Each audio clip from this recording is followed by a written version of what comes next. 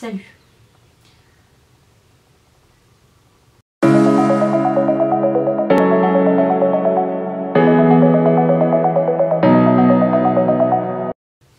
Si je fais cette vidéo aujourd'hui, c'est parce que vraiment je commence à en avoir marre qu'on n'éduque pas les mecs déjà à se tenir dans la rue, en ville, la nuit. Donc quand je dis la nuit, c'est entre 18 h et 7 h du matin, donc ça peut vraiment être un peu n'importe quand, voire même des fois la journée. Et surtout qu'on n'éduque pas les filles à savoir que ce genre de choses qui peut nous arriver tous les jours en fait quand on habite en ville. Faut même pas être une fille super jolie, faut même pas être un canon de beauté, s'habiller bien, tout ça. Juste en étant une fille et en se promenant en ville entre 19 h et 7 h du matin, il nous arrive tous les jours des mecs qui viennent nous draguer comme ça et qui se permettent tout en fait. Et nous on trouve, en fait le problème c'est que nous on banalise les choses et on trouve ça totalement normal et on dénonce pas en fait. On dénonce pas ces choses qui devraient pas exister déjà, surtout ne pas être normal, et on devrait surtout pas penser que c'est notre faute. Du coup aujourd'hui je voulais vous raconter un peu ce qui m'est arrivé, un truc hyper banal hein, qui m'est arrivé il y a 2 jours. Il m'est arrivé des trucs bien plus graves, mais c'est pour vous montrer que pas besoin d'avoir vécu un viol ou un truc très grave comme ça pour ne pas être en accord avec ce qui se passe en fait aujourd'hui. Samedi dernier, j'étais à la Pride de Nantes, donc voilà, parce que j'habite à Nantes, et le soir donc à la soirée en boîte. J'ai pas du tout l'habitude d'aller en boîte, c'est la deuxième fois que j'allais en boîte, mais bon, en vrai j'ai bien aimé, mais là n'est pas le sujet. Je suis rentrée donc à 6 h du matin, dans la boîte tout s'est très bien passé, hein. J'étais avec un pote, tout allait bien. Et du coup j'étais avec ce pote en rentrant, et il est parti et moi j'ai pris le tram toute seule. Il était 6 h du matin, j'étais pas en très bonne forme de sobriété on va dire. Mais ça n'excuse rien du tout, j'étais juste, j'étais habillée totalement normalement, mais encore une fois je devrais même pas avoir à préciser ce genre de choses. Je sais même plus comment j'étais habillée d'ailleurs. Voilà, je devais peut-être avoir un débardeur mais c'est tout, bref. Je m'assois dans le tram, il n'y a pas beaucoup de monde, forcément il était 6 h du matin. Et il y a un mec qui passe à côté de moi, je vois qu'il me regarde et il s'en va. Et ce mec était black, vous allez voir pourquoi après ça a de l'importance dans mon histoire. Donc ce mec il passe, et je vois qu'il me regarde, il y a un autre mec qui était assis genre de l'autre côté du tram là, et il y avait un siège devant moi, c'est les sièges où il y en a qu'un, enfin il y en a un et un autre en face, et personne d'autre très proche. Le tram démarre et le mec qui venait de passer revient, il me dit est-ce que je peux m'asseoir en face de toi? Je dis oui bah pas de problème. Et le problème c'est que moi je suis beaucoup trop gentille. Vous allez vous dire ouais, en même temps tu vas pas les refuser. Bah non je vais pas les refuser, donc je lui dis oui. Et je regarde la fenêtre pour lui montrer que je suis pas intéressée. J'ai pas envie de lui parler, j'ai juste envie de rentrer chez moi dormir en fait à ce moment là. Du coup je regarde la fenêtre et là il commence à me parler, à me dire ouais salut, dis comment tu t'appelles? Du coup je lui réponds pas et il me dit oh bah moi comment tu penses que je m'appelle? Du coup je le regarde, je dis bah je sais pas comment tu t'appelles. Il me dit ah bah je suis sûre que tu vas me dire que je m'appelle Mamadou ou un truc comme ça et tout. Je sais bah non, je sais pas comment tu t'appelles quoi. Il me dit je m'appelle Julien, il commence à me raconter sa vie. Donc bah très bien, moi je l'écoute, il parle, écoute très bien. Et là il commence à me faire des compliments en mode oui t'as des jolis yeux machin. Et du coup je réponds pas, je souris quoi.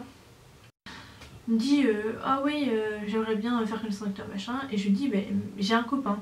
Et il me fait ah mais c'est pas grave d'avoir un copain, moi aussi j'ai une copine, mais bon toi t'as vraiment de jolis yeux. Et puis oh regarde toi, et il prend en témoin le mec qui était à côté. Toi est-ce que tu trouves pas qu'elle est jolie? T'es pas d'accord avec moi? Je suis sûre que toi aussi tu voulais venir t'asseoir devant elle mais t'as pas osé et tout. Du coup le mec me regarde, il est un peu gêné, il me dit bah oui c'est vrai qu'elle est jolie mais elle a un copain, elle te l'a dit et tout. Et lui il dit non mais on est d'accord que c'est pas grave, moi aussi j'ai une copine machin, mais toi t'as une copine ou pas? Il dit bah non mais si elle a un copain je vais pas l'embêter. Et il le prend en témoin pour en fait excuser en fait ce qu'il est en train de faire. Et moi j'ai pas envie d'être méchant avec lui, j'ai pas envie de l'insulter ni rien. Je me dis c'est bon, je vais sortir du tram, je vais rentrer chez moi, tout va bien se passer. Du coup il me demande où j'habite, il commence à vraiment m'énerver.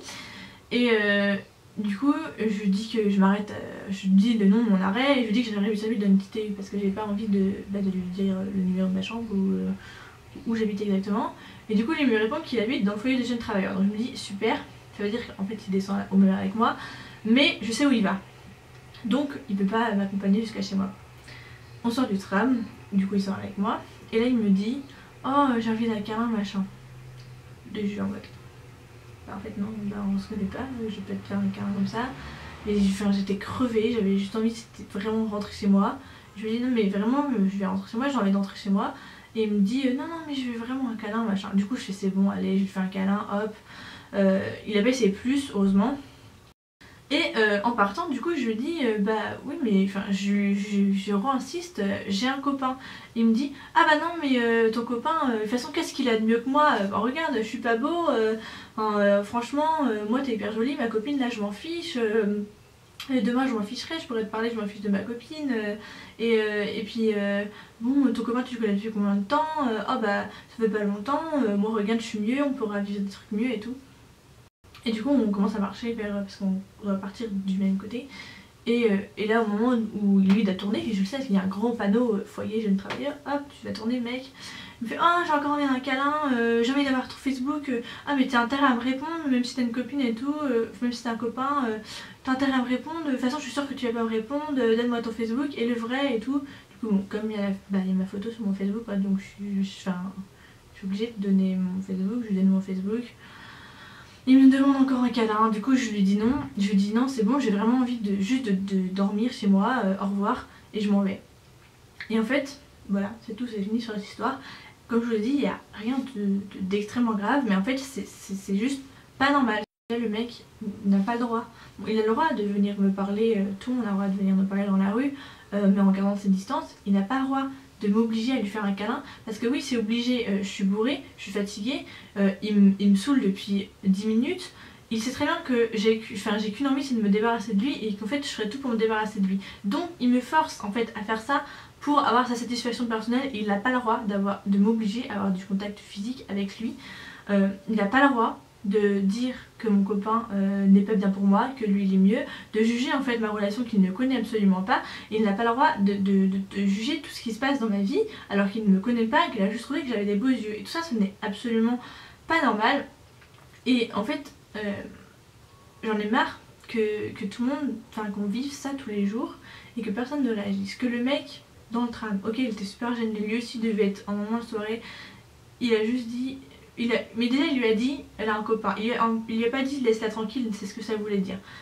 Et en fait ça m'est arrivé tellement de fois dans les trams ou quoi qu'il y a des mecs, parce qu'il y a souvent zéro meuf autour d'ailleurs quand il se passe ce genre de choses, qu'il y a des mecs qui me regardent en mode en pitié en fait, en mode ou alors soit en pitié soit en envie, en mode moi aussi j'aurais aimé faire ça. Et en fait non, moi j'aimerais bien avoir le courage de dire à ce mec mais en fait tu devrais pas faire ça, en fait t'as pas le droit de m'obliger à faire un câlin, en fait t'as pas le droit de juger mon copain et en fait j'ai pas envie de te parler et juste dégage. Et ce genre de choses je suis pas capable aujourd'hui parce que je me rends pas assez compte que c'est pas normal et que je dois pas faire ma petite gentille en mode bah, je laisse faire quoi. Et ça aboutit à des problèmes plus graves parfois, enfin des mecs, là c'était juste un câlin, mais des mecs qui t'obligent à t'embrasser, des mecs qui t'obligent à plus. Et en fait, bah, c'est pas possible. En plus, ils te font culpabiliser et ils le font pas, ils sont pas conscients qu'ils obligent à faire culpabiliser. Ils te disent pas tiens aujourd'hui je vais faire culpabiliser une meuf pour essayer de la draguer, non, mais ils le font en fait. Et c'est pas normal qu'en fait qu'on nous fasse croire qu'on est fautif dans l'histoire.